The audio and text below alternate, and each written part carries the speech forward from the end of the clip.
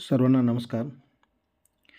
आजच्या व्हिडिओमध्ये आपण MDM ॲप जर बंद असेल तर बऱ्याच वेळेस आपणास डेली अटेंडन्स भरता येत नाही.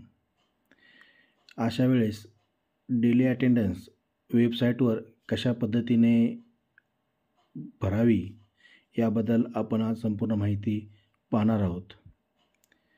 जर आपणास व्हिडिओ आवडला तर चॅनलला लाईक आणि सबस्क्राईब करायला विसरू नका. चला तर मग क्रोम ब्राउझरवर व सर्च बारमध्ये MDM हे नाव टाकून सर्च करा.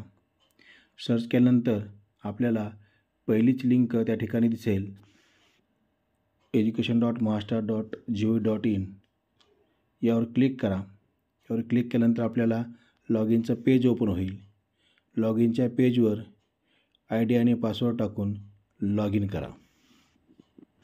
लॉग इन केल्यानंतर आपल्याला असा एक मॅसेज समोर आपल्याला दिसेल.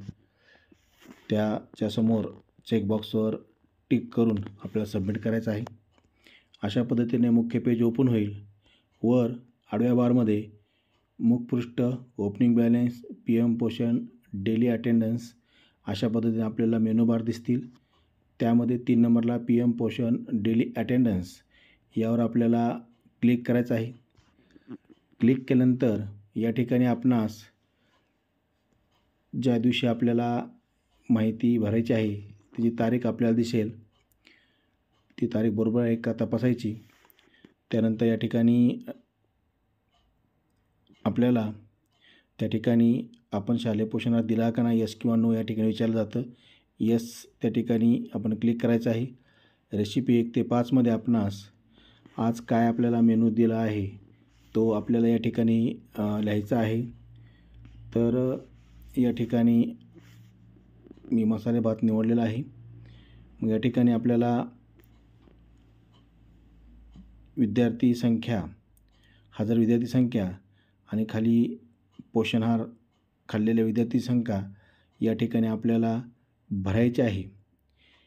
ही विद्यार्थी संख्या भरल्यानंतर परत खाली आपल्याला परत अजून मिल्क कुक्ड फॉर 6 to 8 या ठिकाणी 6वी ते 8वीसाठी आपण MDM दिलेला असतो. तिथं पण यस म्हणायचं. त्या ठिकाणी पण आपण मेनू निवडायचा मसाले भात. त्यानंतर ज्या दिवशी जो मेनू असेल तो निवडायचा. त्यानंतर खाली आपण या ठिकाणी विद्यार्थी संख्या टाकायची आणि त्यानंतर वर उजव्या कोपऱ्यामध्ये अपडेट हे बटन या ठिकाणी आपल्याला दिसेल. त्या अपडेट बटनावर क्लिक करायचं आहे. अपडेट बटनावर जर क्लिक केलं आपण या ठिकाणी आपल्याला मॅसेज येईल, डाटा सेव्हड सक्सेसफुली. याचा अर्थ या ठिकाणी आपली माहिती भरून झालेली आहे. व्हिडिओ आवडला असल्यास व्हिडिओला लाईक आणि सबस्क्राईब करायला विसरू नका, जेणेकरून तुम्हाला नवीन व्हिडिओ पाहायला मिळतील.